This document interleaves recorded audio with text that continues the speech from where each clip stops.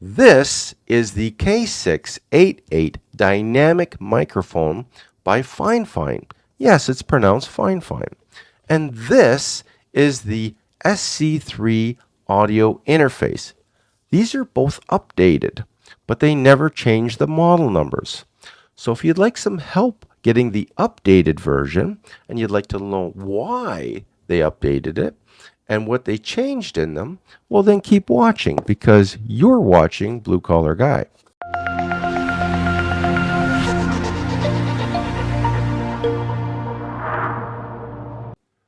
Okay, so I've got the dynamic microphone and the audio interface by Fifine.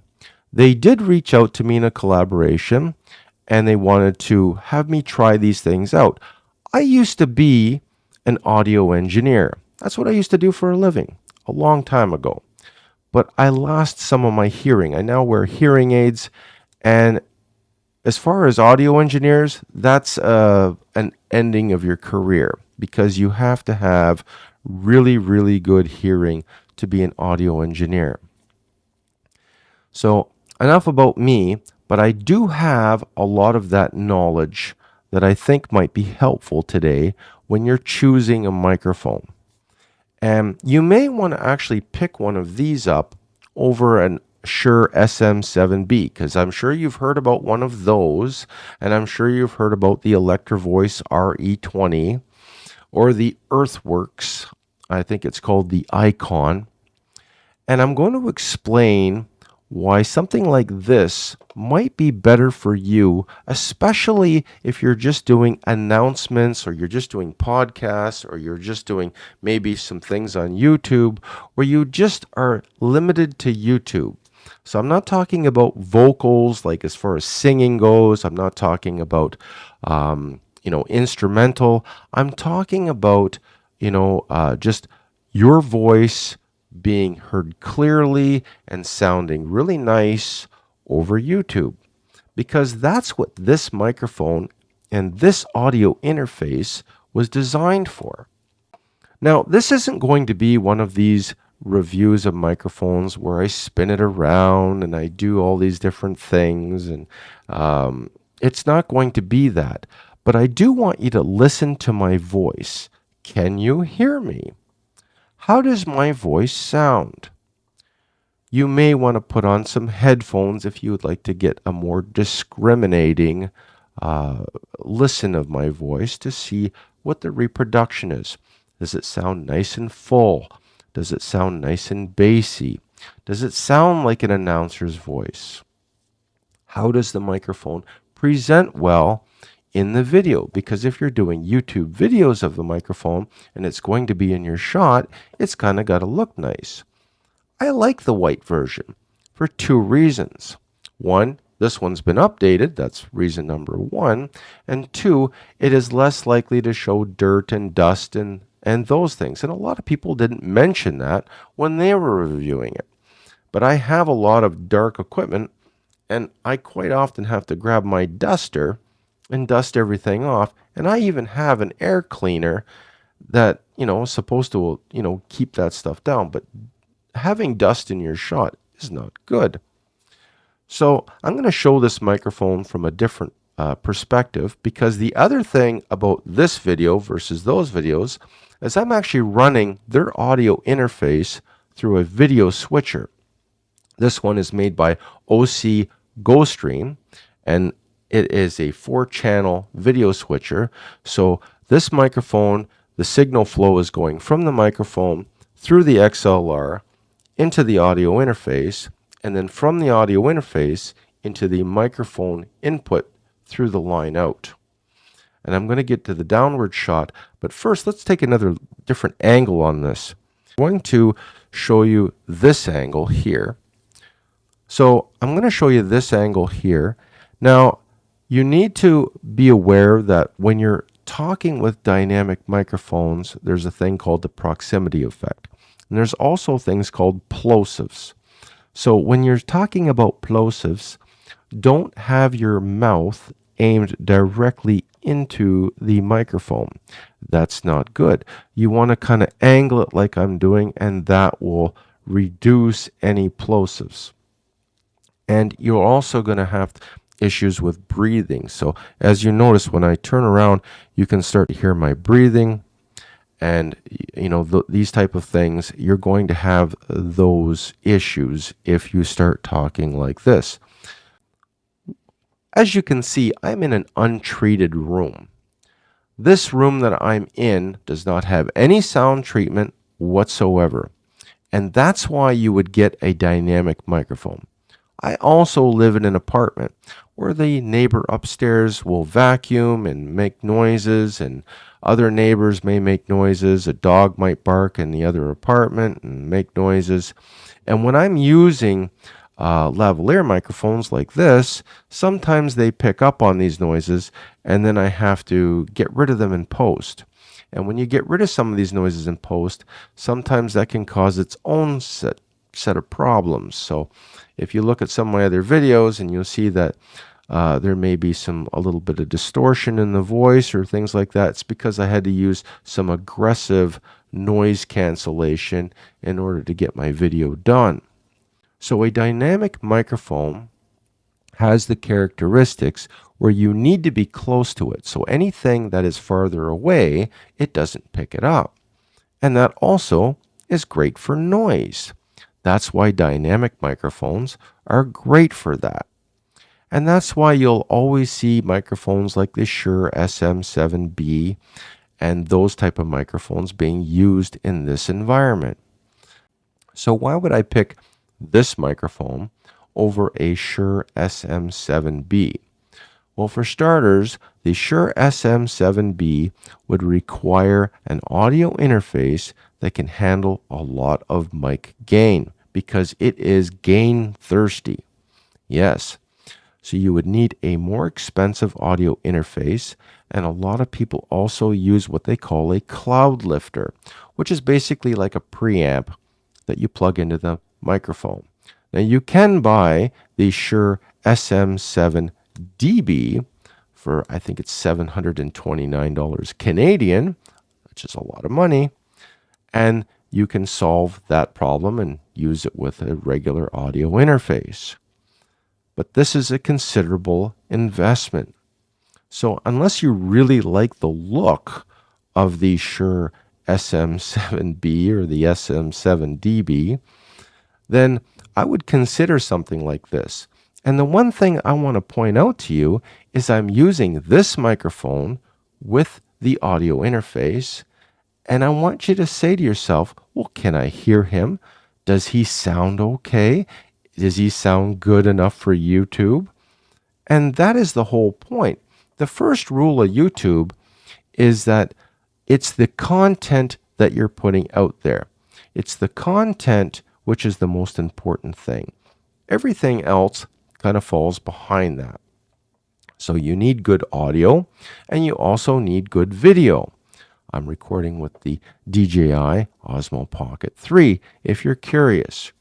And I like to use this type of equipment because this is real world attainable stuff for the average person to get their hands on. The average person doesn't have thousands and thousands of dollars to get started if they want to have a YouTube channel. So this particular microphone isn't just for a person that's a beginner. As a person that used to do audio engineering, I don't have an issue with this. I find that it is plenty suitable for my needs. And what I mean by that is that I've worked on soundboards made by Rupert Neve, okay? And if you know what that is, these are some of the quietest soundboards with the lowest amount of amplifier hiss and the best signal to noise ratio money can buy. And when you get into cheaper gear, you're going to have a lot more amplifier hiss. I'm going to show you 4 examples of bad amplifier hiss, and this microphone and this audio interface does not have those. So this is a good example.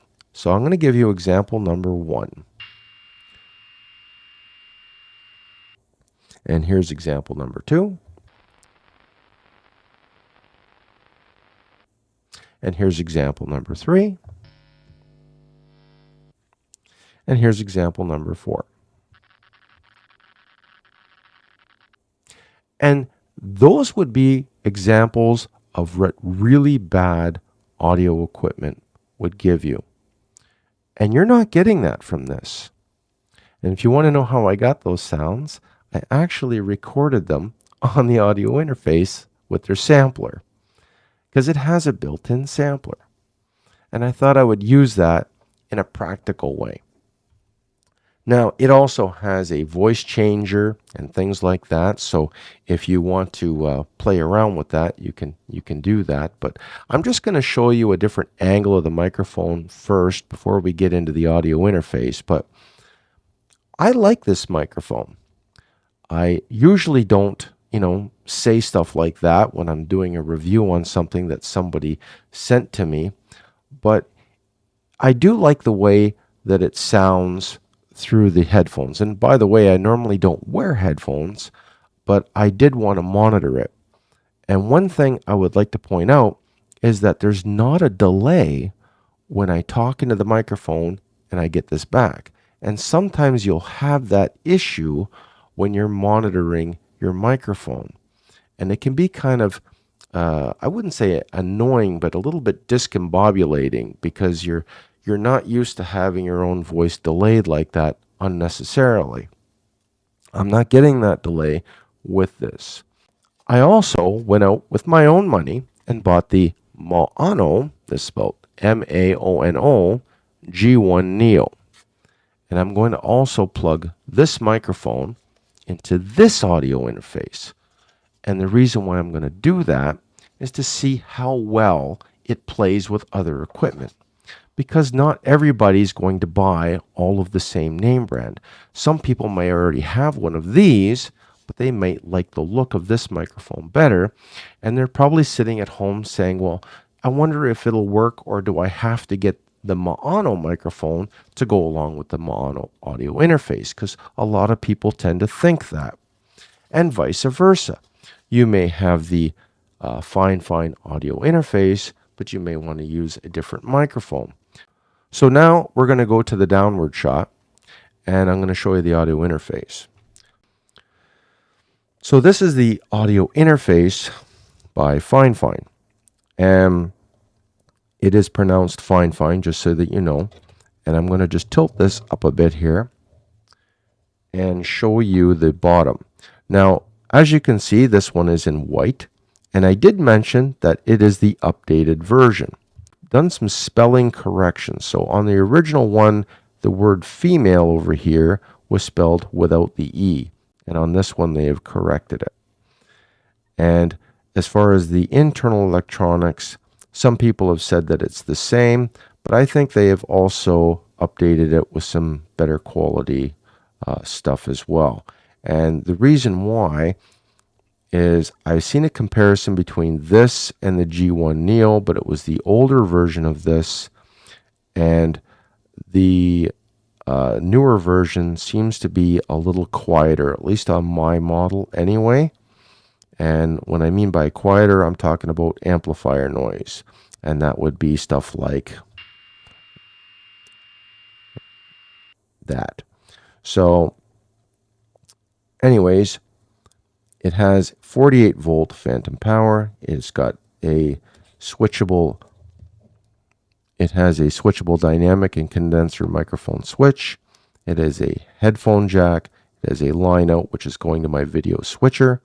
It has a line in, which is coming in from my phone, because I wanted to put those special effects on there and show you how I got that. This is the Google Pixel 4a, just so you know. So if you have a phone with a headphone jack. Now, if you wanted to send something via Bluetooth, you could always get a Bluetooth receiver, plug it in there, and then you could bounce the signal wirelessly that way. It does not have an on-off switch. However, I bought one. So I'm going to put a picture of that in the corner so that you can get one of those, and they're not that expensive. They're about $10. And you can actually shut it on and off. They actually make them for the Raspberry Pis. I would recommend to Fifine that on their next generation model that they put an on-off switch. That would be something that I would personally like to see. But as far as all the other I/O goes, it works just fine. The XLR input is also a hybrid, which means you can use a TRS connector if you're plugging in your guitar. It's got, I would unplug it to show you, but I'm going to actually show you on the mono because it has the same type of connector. So this is what I mean by the universal connector. So you can put a connector in the middle, or you can put the XLR around the back. And it has some RGB, which is kind of nice. And you can change the RGB by hitting the little buttons, and you can put it to however you want to do it. Now, the one thing that I would like to point out is if you buy one of these audio interfaces, make sure that you turn on the mic monitor. So all the other ones, when they're activated, it is actually turning things off. This one, you have to push it to turn it on. So if I shut this off, I can no longer hear what I'm saying into the microphone. It uses sliding faders, which are fine. I've noticed that they've got a little bit of wiggle on side to side, but nothing to write home about. The resistance when you go back up and down is fairly well. I'm not going to touch it because I'm using it right now for this recording. And it has the voice changer over here, which is actually more responsive than the one on the mono. It also has 6 choices as opposed to just the 3. Now over here you have some kind of a tuner, and I'm not too sure if they were trying to go for musicians, perhaps maybe musicians that want to have like an auto tune for their guitar. So if you were trying to tune your guitar, you could use this to try to make sure you're getting your A's, your B's, your C's, your D flats, that sort of thing. But in a podcast or YouTube situation, I don't think this is all that necessary. And I think on their next generation, they should get rid of this and replace it with the sidechain button, which I'm going to show you on the mono. So on the mono, they have this thing called sidechain over here. And what that does is it's actually a compressor. And so when you're talking, it will automatically lower your ambient music so that your voice is always above that. And that's nice to have. And I did like that feature on here. So this one has the built-in Bluetooth, and it has this. These are 2 useful things. Now we're going to talk about the noise reducer on here. So believe it or not, when the noise reducer is off on the mono, it is quite noisy. This has more hiss than this does, and it doesn't have a noise reducer. When you activate the noise reducer, that's when things change. Then on level number 1, they're roughly about the same. But you have to turn it on, or this one is actually worse than this one, which is kind of indicates to me why this particular audio interface is more popular. But I do like some of the features on here, and I think on their next generation, I think they should concentrate more on YouTube creation and maybe less on musicians, because musicians, in my opinion, they're going to probably spend the $300, the $400, the $500 on a more elaborate audio interface. So if you're going to stick with gamers and YouTubers, then I would just take some of these features and put them on here. And I think with their amplifier, they would have a knock out of the park audio interface, because the price is definitely right on this one. Now, this one also has the gain and reverb over here. Reverb isn't something that I use, and a lot of people don't use reverb. It may be there on the mono one, but chances are that dial will never even get touched.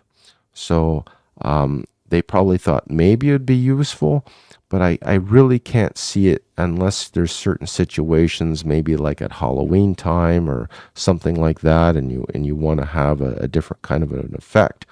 But if you're going to do a Halloween video and you wanted to change your voice, well, then you're going to activate the male voice and you're going to do your Halloween video saying, "Hey, happy Halloween, ha ha ha."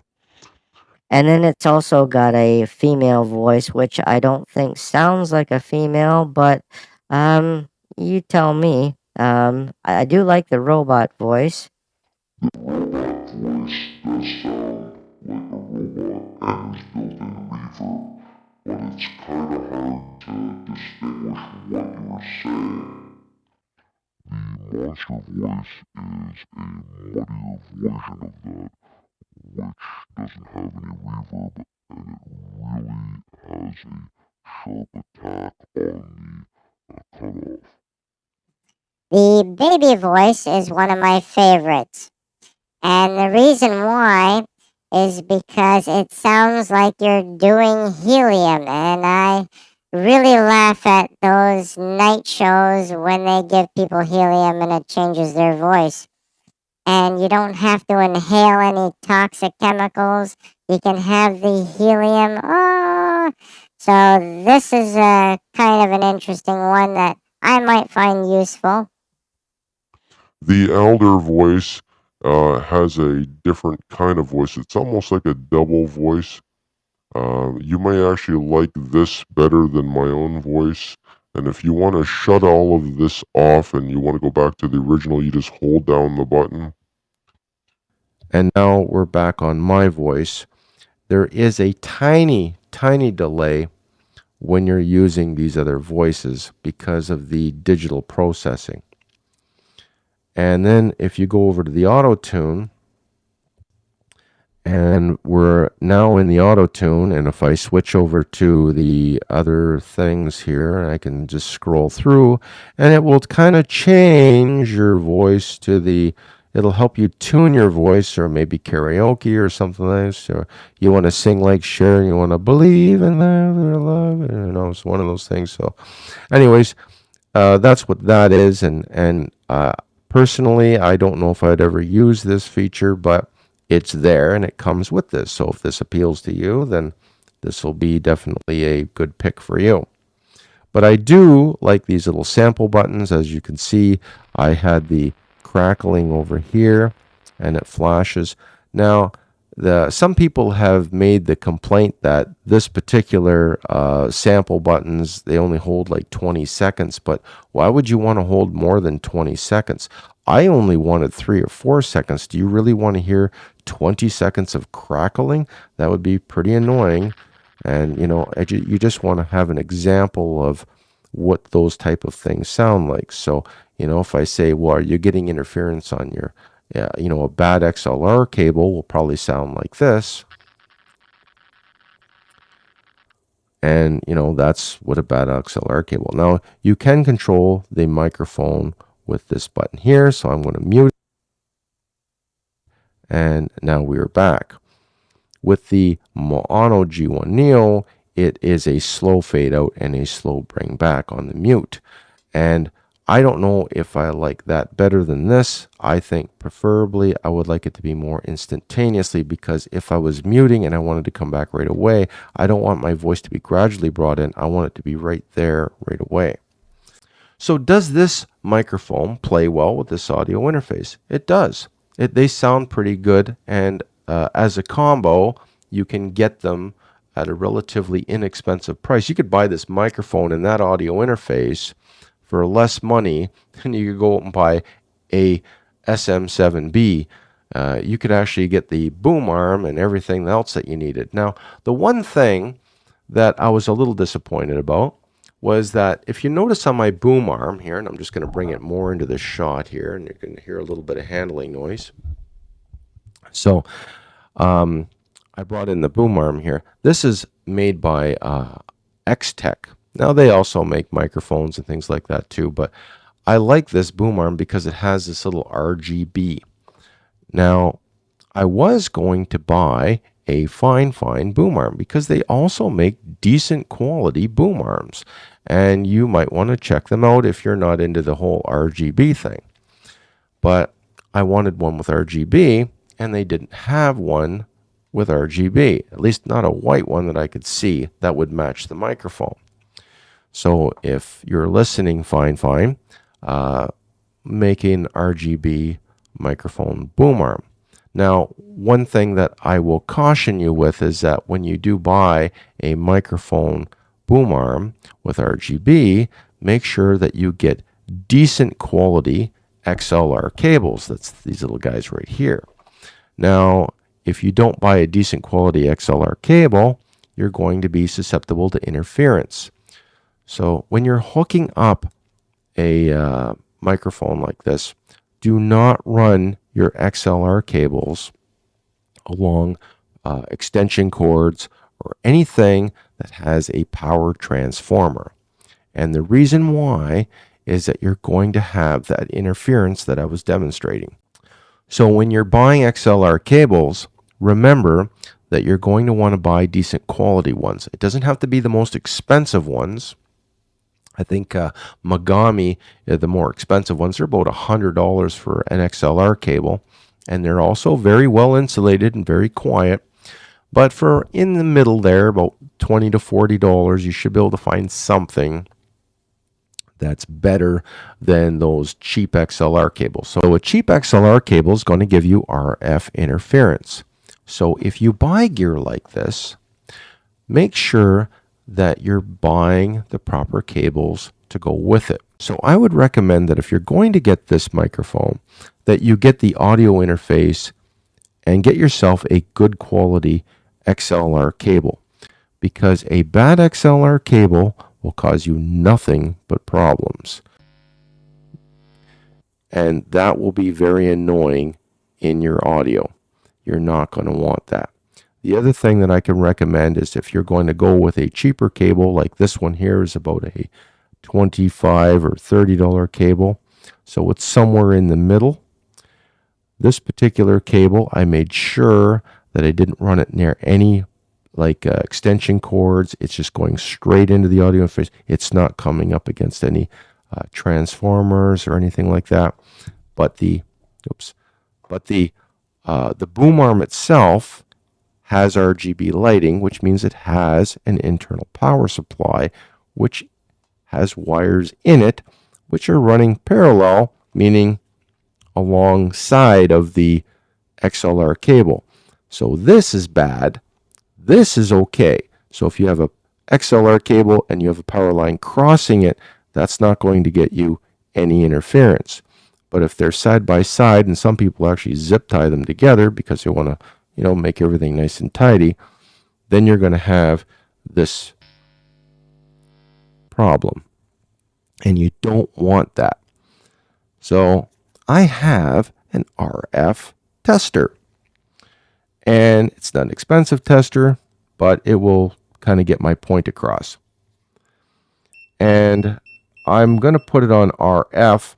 And as you can see, everything emits an RF signal. The microphone has one. The audio interface has one. The fans on my OC GoStream Pro video switcher has one. And when you get them in close proximity together, they can interfere with each other. Now, I did a video a while back about the DJI wireless microphone, and people were saying, it's got this interference. I don't know what this interference is. I'm like, it could be a lot of different things. When you look at the world around us with all the Wi-Fi and all the cell phones and everything else, we have got, like in this room alone, I have Wi-Fi light bulbs. I have my equipment over here. I've got Wi-Fi on this camera that I'm looking at. I got Wi-Fi on the camera over there. I got, we've got Wi-Fi in just about everything. You're going to have potential interference. The fact that our equipment doesn't get the interference that it kind of should is amazing to me. And I got to give credit to the regulatory companies that try to keep a lid on that, because they really have their job cut out for them. Before I hook this microphone up to the mono interface to show you what that sounds like, I'm going to go into what's different about this microphone as opposed to the one that came before it, the black version. And I've got to take off the pop screen here, so let me just mute this for a second.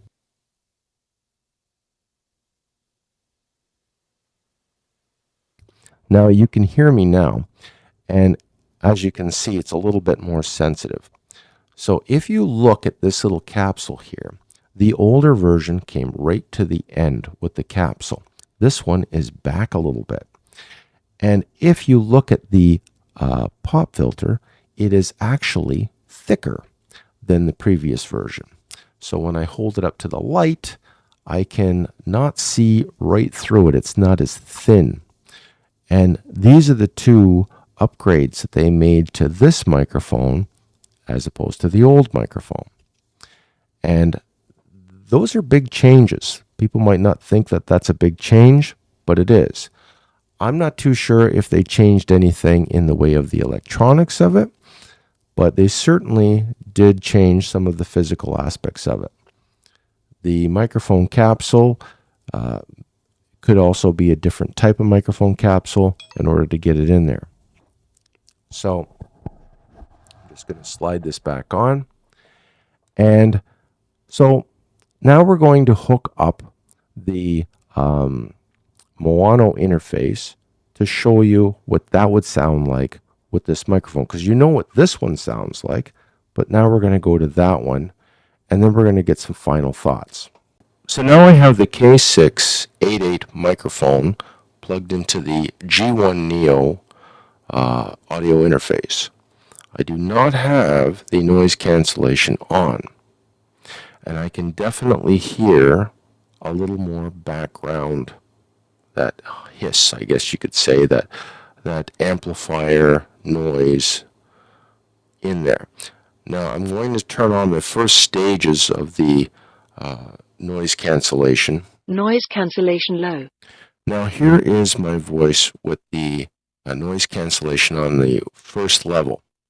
Now it does abruptly cut things off on the noise cancellation, so it is processing my voice, and that kind of gives it a more of a like a semblance.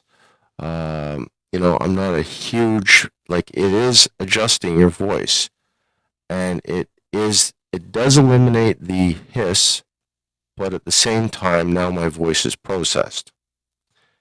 And now I'm going to put the noise cancellation on high. Noise cancellation high. And here is the noise cancellation on high, and it's done even a little bit more aggressive noise cancellation on that. And I think I've got too much gain on here. That reverb was a little bit too, so sorry about that. I think I put a little bit too much gain on that. Here we go, there. So again, this particular audio interface is behaving a lot different than the Fifine one. And I'm just making some adjustments to it to get my levels, because I was just noticing my levels were a little bit in the red. So that's kind of on me, by the way. It's not necessarily the fault of the audio interface. And don't get me wrong, both of these audio interfaces are pretty good, and they're certainly better than the PV was back in the day, and some of the other stuff that we had, because some of that stuff had so much hiss. Oh, it was just dreadful. Okay, so we're back on the SC3. I'm just going to go to the downward shot. So SC3 is back on, and as you can see, it does sound a little bit different. And I got some different levels. It's not quite as aggressive as the other one was. I think the other one had a little too much output on that one. And I'm just gonna boost up my headphones here a little bit too. I think that's the other thing too, is the other one had a little bit more going on as far as the headphones. And again, this one does have the noise reducer, but you have to activate it in order to get the same level as what you're getting with this without the noise reducer. And whenever you add a noise reducer, it's also going to do things to your voice that you may not want to do. I think that this one would be just fine if I was to, you can do noise reduction in post as well, and that would take off anything else. So I really can't see the added plus of the noise reducer that, is it a noise reducer if you have to use it? That's my point. Now, I don't want to beat up this thing because there's features in here that I do like. And there are features in here that I may actually use it for. Okay, so right now I'm going to plug the phone in.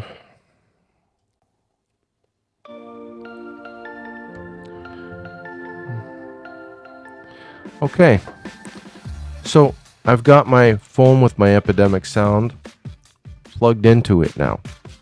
Now it doesn't have the side chain, which the Neo does, so I need to control my levels manually, but I can bring them up or down. But a lot of people, when they're doing their YouTube videos, they tend to have the music way too loud, and then they're competing with the music. So what a side chain does is when you talk, it automatically lowers it so you can hear the voice, and then when you stop talking, then it brings up the voice, or the music, I mean. And so I usually like to put mine right about there so that I'm still above the music, and then I can just bring it down a tad if we're talking about different things. But so this is where I like to put it. I will say that I really like the faders on here. They got a nice grippy feel to them, and that's kind of important too. So, and I also noticed that there's no drop off compared to the G1 Neo. There's this less drop off. So I'm going to just grab that for a second. So on the G1 Neo, when you're putting the fader up, nothing happens till you get to about there. And then all of a sudden it just kind of kicks in. And I'm not too sure why that is, but the faders on this one are not as accurate as on the SC3, especially this updated version. Because I can have it all the way down to the bottom. There is no drop off on here. So, yeah. So on the Neo, if I was to bring up the levels, I would bring it up about a quarter of the way, and all of a sudden it's there. And it's just like, well, why is that? Other people have mentioned that in their YouTube videos as well on that. But I just thought I'd bring that up. So what are my conclusions on this device? So what are my overall conclusions? Well, can you hear my voice? Do I have some cool background music going in the background? Is it side chained? No, but it works. And the advantage of putting background music in this way versus adding it in post is that when you add music in post, it actually can cause editing problem, like glitches, because I've had that happen where, because you're adding files, and the more files you add and the more things you have, that's why I use a video switcher when I'm switching different takes and stuff, because when you're doing that the other way, it's very, very demanding on your computer. So if you want to take less demands off your computer and you kind of want to do things this way, well, you can do it this way. And in my opinion, you can add your little playlist up there and you don't have to worry about doing it later. Everything is good. And you can even switch songs. Well, if you want to have a different song, you can kind of scroll up there and add a different song, and while you're on the fly, having it wired in as opposed to Bluetooth does have the advantages. Remember I mentioned about the RF interference. Well, Bluetooth is a radio frequency signal. that's the whole point of these little boxes. Is I didn't really get it for the, I'm not a gamer, and some gamers are going to want those little special effects. But for me, it's all about using those sample buttons for practical reasons. And for me, I wanted to, show you what the different types of interference sounded like. And I thought that it comes in handy for things like that. These can be useful tools if you use your creativity. And, we can, add a little bit of background music, bake it right in there, and, hopefully I pick something good. My final thoughts, the microphone is great. I don't mind the looks of it. I don't mind the fact that the dials are at the back. Some people have said they don't like the dials at the back. I like them back there because I prefer to connect my microphones in the XLR configuration because I want all my controls separate down here. So when I hit the mute button and stuff, I can just keep my finger on the button. I don't want to put I don't want to touch the microphone. So if you're using it as a USB, you have to touch the microphone. And by the way, this one is touch sensitive. It is not, you don't have to click it. It's not a click, and that's actually a better thing. But still, it's a self-contained 16-bit digital analog converter all into one. Oh, I just touched it. And, but that's what the interference sounds like. So if you're touching it, it does have a little bit of that handling noise. But this is why you get a boom arm.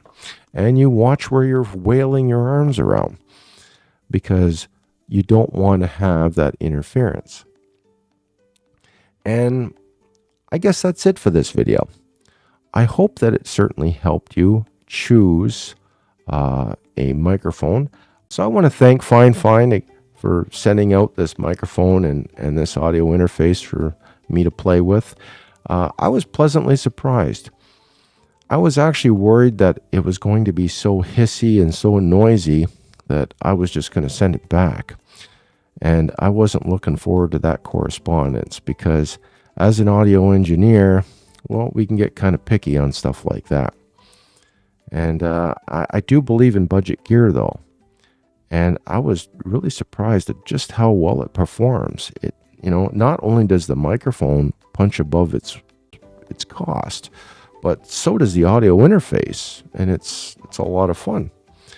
And I think that if they were to add a side chain to the audio interface, if they were to add a Bluetooth and an on-off button, forget about the reverb and ditch the electric, this electric button with the tune. I think their next generation will actually be a home run. And if they made a boom arm with some RGB, and I also have a really good idea for that.